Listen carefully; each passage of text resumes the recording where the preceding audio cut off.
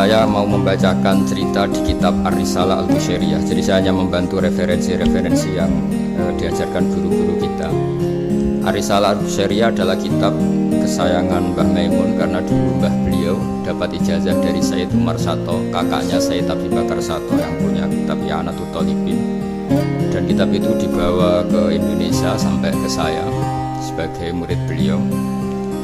Di antara yang disebut dalam Ar-Risalah Al-Qusairiyah ini Thariqatu Ahlil Ilm, kitab Ar-Risalah Al-Qusairiyah itu. Saya baca nasnya ya, atau ibaratnya atau teksnya. Sami'tu ba'dal ulama yaqulu istadhafa majusiyun Ibrahim al-Khalil alaihi salam faqala bisyarti an tuslima. Famarral majusiyu fa'awhallahu ta'ala ilaihi mundu khamsina sanatan nut'imuhu ala kufri. Falau nawaltahu lukmatan min ghairi antu talibahu bitahhiri dini. Famada Ibrahim alaihissalam ala athari hatta adrukahu wa atadara ilaihi fasalau anisabab fadakara lahu dhalik fa aslamal majusiyu. Jadi suatu saat Nabi Ibrahim itu kan terkenal Abu Duyuf, orang yang mesti menservis tamu-tamu itu. Kita tahu dulu itu tidak ada warung, tidak ada hotel, tidak ada, ya pokoknya tidak ada mall, sehingga kalau orang pergi itu kelaparan betul itu. Orang kaya pun kelaparan karena melewati padang pasir itu. Kalau sekarang kan orang mau sowan kiai makan dulu, karena takutnya di rumah kiai kan makan sungkan, jadi makan dulu nanti di kiainya tinggal pura-pura makan. Kalau dulu memang makan nih tamu itu wajib betul, kalau ndak ya kelaparan betul tamu itu. Sehingga cerita suatu saat di antara tamu itu berakidah, berfaham majusi atau beragama majusi lah gampangannya itu. Terus Nabi Ibrahim nggak mau, saya mau ngasih makan syaratnya Anda harus Islam.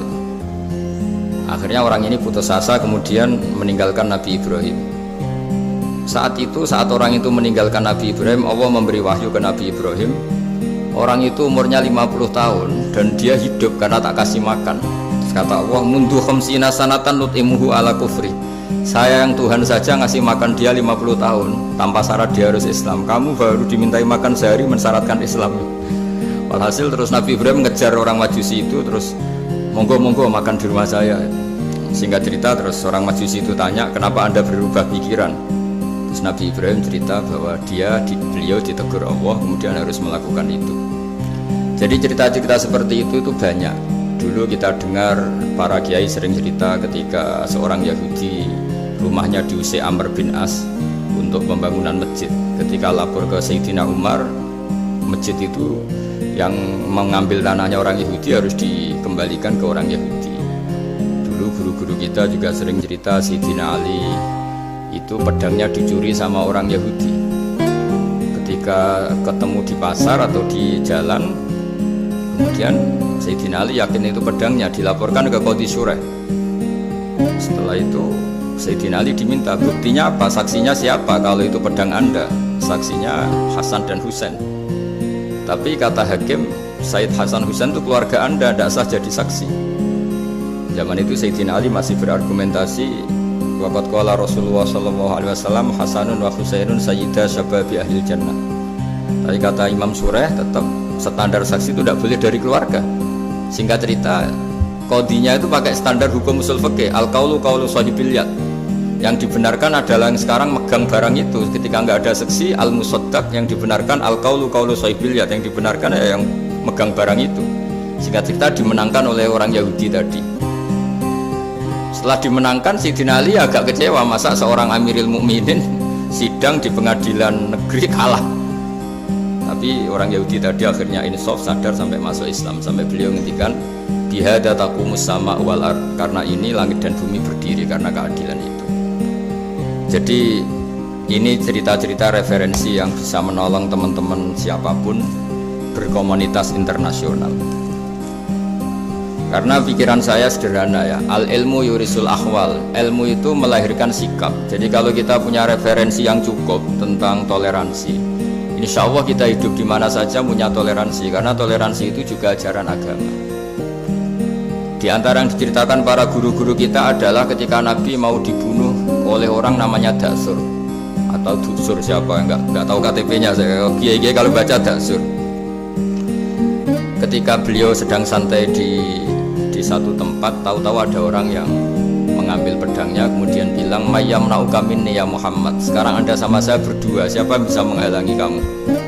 Nabi dengan rileks menghentikan Allah. Kemudian si Daksur ini gemetar, pedang jatuh, kemudian diambil Nabi. Sekarang ya Daksur mayyamna'uka minni, yang bisa menghalangi kamu siapa? Orang itu bilang la ahada, tidak siapapun. Nabi dengan gampangnya fa'afa'anhu, Nabi memaafkan. Padahal ini jenis harbi, jenis orang yang jelas punya niat bunuh. Terus artinya kita yang ngaji di pesantren, saya ngaji di Mbah Maimun, punya bapak Kiai Nur Salim, semuanya ngajarkan bahwa di mana-mana perang kekerasan itu ya karena kita diperangin. Udina lilladzina yuqatalun, karena kita diperangi kita boleh perang. Qatilul ladzina yuqatilunakum. Jadi yang boleh kita perangi ya zaman kayak kita dulu dijajah Belanda, dijajah Jepang zaman itu. Ketika sudah tidak ada penjajahan ya alasan itu sudah hilang karena mereka tidak merangi kita. Jadi apa ya, perang ya ada konteks rasionalitasnya, damai juga ada konteks rasionalitasnya. Tapi karena kita punya tradisi referensi, teman-teman yang di Jerman tak bantu tadi ada kitab Arisalah Al-Qusyairiyah, terus ada beberapa cerita-cerita tadi kayak Daksur. Kalau ayatnya jelas ya, jelas qatilul ladzina yuqatilunakum wa in janahu lisalmi fajnah laha wa tawakkal 'ala Allah. Bahkan seperti yang diceritakan Profesor Quraisy tadi, yang sedang kita benci pun bisa saja suatu saat teman. Dalam surat Mumtahanah itu atau Mumtahinah ada ayat asawwau ayyaj'ala bainakum wa bainal ladzina atitum minhum mawaddah. Bisa saja orang yang sekarang kamu benci suatu saat kamu cintai. Wallahu qadir, itu Allah Maha Kuasa. Dan tadi saya menambahkan yang dikatakan Profesor Quraisy tentang belajar. Dulu Nabi itu enggak puasa Asyura, tapi ketika datang ke Medina orang-orang Yahudi itu puasa Asyura. Coba tanyakan ke mereka kenapa puasa tanggal 10. Terus mereka menjawab yaumun najawwahu fi Musa, itu hari yang Allah menyelamatkan Nabi Musa. Terus fa'amara bisyami, kemudian Nabi menyuruh sahabat puasa. Artinya dulu itu segampang itu hidup, itu sesuatu yang baik apa ya sudah ditiru. Meskipun kita tahu Nabi itu tentu mustaqil bil ijtihad, Nabi itu orang yang mandiri. Tapi memberi percontohan kita betapa gampangnya kita seperti itu. Dulu ada seorang Yahudiyah meminta sama Sayyidah Aisyah dan dikasih. Ketika dikasih dia mendoakan semoga kamu Aisyah selamat dari siksa kubur. Zaman itu Sayyidah Aisyah itu belum tahu tentang siksa kubur sehingga beliau engkar, nggak percaya. Tapi setelah Rasulullah datang dan diceritanin Nabi, oh iya siksa kubur itu ada. Dan semenjak itu Nabi selalu isti'adah minta perlindungan dari siksa kubur. Jadi dulu di komunitas-komunitas beda agama sesuatu yang benar ya dibenarkan. Makanya kaidah umum dalam interaksi antar agama itu la tusaddiquhum wa la tukadzibuhum, ya kamu jangan bilang iya, jangan-jangan enggak, ya jangan bilang tidak, jangan-jangan iya. Jadi aturan ilmunya jelas la tusaddiquhum wa la tukadzibuhum. Ya artinya sesuai referensi ilmu lah kira-kira begitu. Terus yang terakhir ini saya mohon maaf sama komunitas di Jerman karena saya ini pura-puranya aja sibuk, karena saya kira ini seberapa jam lagi saya ngajar ini.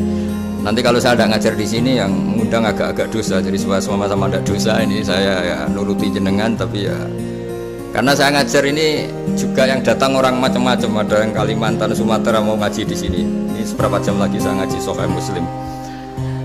Yang terakhir ini di halaman Kitabu Adabil Ulfa wal Ukhuwah halaman 285 dalam Ihya juz 2. Jadi kitab saya juz 2, mungkin kalau beda cetakan yang jelas ikut Kitabu Adabil Ulfa wal Ukhuwah.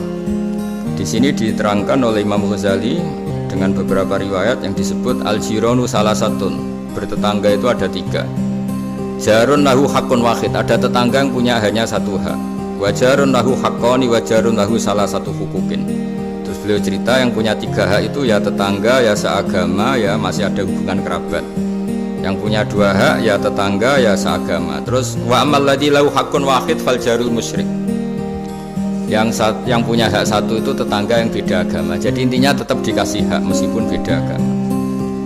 Sampai diantaranya disebutkan juga di halaman 287 Imam Ghazali ngendikan, beliau berfatwa dan beliau bercerita rawahu Umar bin Shu'aib an Nabi an Jaddih anin Nabi. Qala Mujahid kuntu inda Abdillah bin Umar wa ghulamun lahu yaslahu syatan faqala ya ghulam idza salahta fabda bijarinal yahudi Abdullah bin Umar itu sedang memasak kambing, atau itu pembantunya ini sedang nguliti kambing.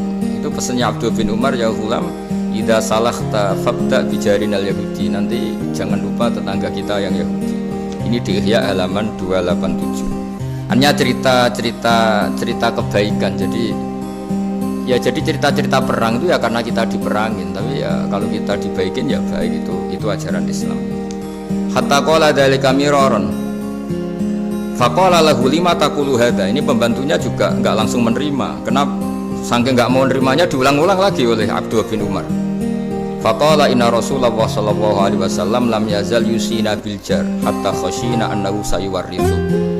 Kenapa engkau melakukan itu ya Abdullah bin Umar? Beliau menjawab, Rasulullah itu selalu berpesan untuk berbuat baik sama tetangga. Jadi kita tahu kalau tetangga punya 3 hak, berarti seagama, ada hubungan kerabat, hakul jar berarti 3. Ada yang seagama dan tidak punya hubungan kerabat, berarti punya 2 hak, yaitu satu agama dan kerabat. Ada yang punya 1 hak saja, ya tidak keluarga, tidak seagama, tapi karena tetangga itu juga tetap punya hak. Dan itu pun masuk kategori lam yazal yusina bil jar, termasuk orang-orang yang harus kita baikin. Ya kalau di Qurannya kayak tadi ya, qatilul ladzina yuqatilunakum, boleh merangi ya yang merangi kita. Udzina lil ladzina yuqatalun, diberi hak merangi ya sama yang merangi kita, bukan yang tidak merangi kita. Terus waqala Hisam, kanal hasanu la yarobaksan antut imal jarol yahudiyya wan nasroniyya min udhiyatik. Bahkan sebagian ulama di sini disebut Hasan Basri berpendapat kalau berkorban, kalau punya tetangga Yahudi yang butuh nggak apa-apa dikasih dagingnya. Ini di halaman Ihya 287 juz 2. Jadi dari cerita-cerita itu dan referensi-referensi itu, teman-teman di Jerman nggak usah khawatir lah kalau kiai-kiai kayak kita itu berfatwa nggak boleh berkomunitas internasional nanti takut begini enggak lah. Kita bacanya ya sama seperti yang dibaca Profesor Kures, sama yang dibaca guru-guru kita. Jadi itu kalau boleh dikatakan sumbangan saya lah, bahwa di kita di pesantren itu ajaran-ajarannya juga seperti itu. Dan tadi beberapa kitab saya sebutkan halamannya supaya bisa dicari, supaya tidak kelihatan hoax, juga tidak bikinan saya gitu, supaya jelas itu. Dan saya mohon maaf karena nggak bisa ngikuti sampai selesai, tapi saya apresiasi, semoga jadi syawal yang baik. Minal aidin wal faizin. Minal aidin artinya kita kembali menjadi ahli surga. Saya termasuk yang sependapat dengan kitab yang saya baca. Dulu kita ini ahli surga karena Nabi Adam lahirnya di surga dan diciptakan di surga. Karena satu kesalahan beliau harus kembali ke bumi. Dan setelah puasa itu selesai dan diterima, kita kembali ke ahli surga lagi. Maksud minal aidin, kita kembali lagi berstatus sebagai ahli apa? Surga. Dan itu dimulai dari saling memaafkan. Karena yang menghalangi masuk surga itu hak adami. Manusia itu kan paling kikir untuk memaafkan orang lain. Padahal kalau hak adami belum selesai itu Allah tidak mau memaafkan. Makanya syaratnya masuk surga harus kita saling memaafkan. Dengan cara seperti itu insya Allah kita minal aidin wal faizin. Jadi mohon maaf, sekali lagi mohon maaf karena saya tidak bisa ngikuti sampai selesai karena saya harus ngaji. Karena bukan papa ya, memang harus. Andikan sunat itu mungkin saya tinggalkan. Mohon maaf sekali. Wassalamualaikum warahmatullahi wabarakatuh. Waalaikumsalam. Terima kasih sekali Gus. Kalau misalnya untuk satu pertanyaan mungkin masih bisa Gus Pak atau Prof. sama-sama harus tinggal menit. Namun tadi nih Gus, banyak yang nunggu, nanti saya yang dimarahi, ini saya juga menunaikan kewajiban. Ada satu pertanyaan dari satu pertanyaan saya tunggu. Terima kasih Prof. Ini saya tanyakan langsung Prof. Saya pernah mendengar panjenengan menyampaikan tentang konsep kedamaian aktif dan pasif. Mungkin bisa dijelaskan Prof mengenai hal tersebut, khususnya dalam rangka mempersatukan hati tadi itu Prof. Baik, jadi begini, saya beri contoh. Damai pasif itu Anda tidak ganggu orang. Damai aktif itu Anda memberikan sesuatu yang positif pada orang. Kalau kita berada di bus, duduk tanpa menyapa yang di samping kita, tanpa mengganggunya. Kita duduk dengan baik sambil membaca atau merenung, itu terjadi kedamaian, tapi itu damai pasif. Ada yang aktif adalah Anda memberi dia, ini koran mas mau baca, ini permen mas, ajak dia ngobrol dan sebagainya, itu damai aktif. Nah di Al-Quran itu dua-duanya ada. Idza khatabahumul jahiluna qalu salam. Kalau mereka itu disapa oleh orang-orang jahil, mereka tinggalkan. Salama, saya berikan kedamaian, damaian pasti. Ya karena itu pesannya, kalau tidak bisa memberi, jangan ambil haknya orang. Kalau tidak bisa memuji, jangan cela dia. Kalau tidak bisa membantu, jangan jerumuskan dia. Itu damai pasif dan aktif. Terima kasih. Terima kasih Prof. Quraish Shihab. Sejatinya kami yang ingin berdoa juga, tetapi insya Allah Insya Allah lain kali kita ya Prof. Quraish Shihab. Terima kasih Sehat sekali. selalu Prof. Terima kasih. Assalamualaikum. Terima kasih. Salam. Sekarang kita lompat kembali ke Gus Baha. Moga-moga beliau masih berkenan menjawab pertanyaan saya. Namun Gus, satu saja Gus. Panjenengan pernah menyampaikan apabila kebodohan itu merusak, tetapi sok pintar itu jauh lebih merusak. Mungkin panjenengan berkenan menyampaikan. Tentu ada bodoh yang benar-benar nggak ditoleransi Allah Ta'ala, yaitu bodoh tentang Tuhan ya. Kita dikasih nikmat Allah, dikasih bumi untuk dipakai tanpa bayar, dikasih oksigen. Kemudian kita bodoh nggak tahu yang memberi siapa, itu kan bodoh betul. Tapi lebih merusak lagi ketika nggak ngerti, mengklaim dirinya sebagai ngerti. Karena itu artinya kan sesuatu yang harusnya larangan dimengerti, gara-gara kamu bilang itu ilmu, itu terus diilmukan. Jadi sesuatu yang salah tapi diilmukan, itu lebih ngeri karena menyesatkan. Saya beri contoh misalnya begini, kita di pondok itu kan ngaji jelimet lah. Jelimet itu ya detail, sehingga kita tahu lah bodoh yang paling nggak ditoleransi itu bodoh tentang Allah. Sehingga ketika pertama kita ngaji, awal wajibin alal insan ma'rifatullah, pertama yang harus kita tahu itu Allah. Kita sebagai warga negara Indonesia saja tahu presidennya siapa, bupati kita siapa. Masa di buminya Allah tidak tahu yang bikin siapa, itu kan kebangetan. Itu bodoh, itu merusak, terutama bodoh dalam hal-hal yang harus ngerti, yaitu tadi ma'rifatullah. Tapi juga ada yang lebih fatal lagi, tidak ngerti tapi menyesatkan dengan klaim ngerti. Itu yang umat Islam zaman Imam Ghazali itu selalu mengingatkan bahayanya filsafat yang menyesatkan. Misalnya teori tentang Tuhan itu logos terus begini, itu jeluwimet sampai yang dengarkan aja nggak paham, yang ngomong juga masih nggak paham, apalagi yang mendengarkan. Tapi itu kan mengkaburkan teori Tuhan yang sejelimet itu. Padahal Tuhan bisa ditemukan dengan cara yang mudah. Tuhan itu siapa? Ya, yang pokoknya yang menciptakan langit bumi itu namanya Tuhan. Tuhan itu siapa? Yang wujudnya paling awal itu namanya Tuhan. Tapi gara-gara diberi penjelasan seakan-akan jelimet ilmiah, padahal itu nggak bener, itu hanya nggak bener. Nah, itu lebih ngeri lagi karena orang akan bertuhan dengan cara yang salah. Ya kira-kira gitulah contoh ekstrimnya. Terus saya gimana? Terus saya nambahi tadi. Udah cukup ya? Akhir penutup permintaan dari kawan-kawan untuk berdoa, Gus. Oh iya. Untuk kami yang di sini. Ya, karena Prof. Quraish Shihab tadi sudah melibatkan panjenengan. Oh ya. Terus saya menambahkan sedikit tentang yang didawuhkan Pak Quraish tadi. Memang di terakhir dawuhnya Nabi, kamu harus berbuat baik. Kalau nggak bisa ya Rasulullah, mendukung yang baik. Kalau nggak bisa ya Rasulullah, Nabi terakhir ngendikan, takufu syarroka anin nas fa innaha sadaqatun minka ala nafsik. Potensi kejahatan kamu jangan menimpa orang lain, itu ya bagian dari sedekah kamu. Jadi takufu syarroka anin nas fa innaha sadaqatun minka ala nafsik. Jadi misalnya bawaan kita baru nggak mood, bawaan kita baru ingin emosi, ya sebaiknya jangan ketemu orang, nanti bawaannya cemberut. Tapi kalau bawaan kita sedang baik, ya sudah nggak apa-apa ketemu orang itu. Jadi ya diukur-ukur sendiri lah gitu. Makanya kalau sedang jatuh tempo kredit, banyak utang, nggak usah keluar. Nanti bawaannya ketemu orang marah ya, kira-kira gitu. Ya hitung-hitung sendiri. Al-Fatihah.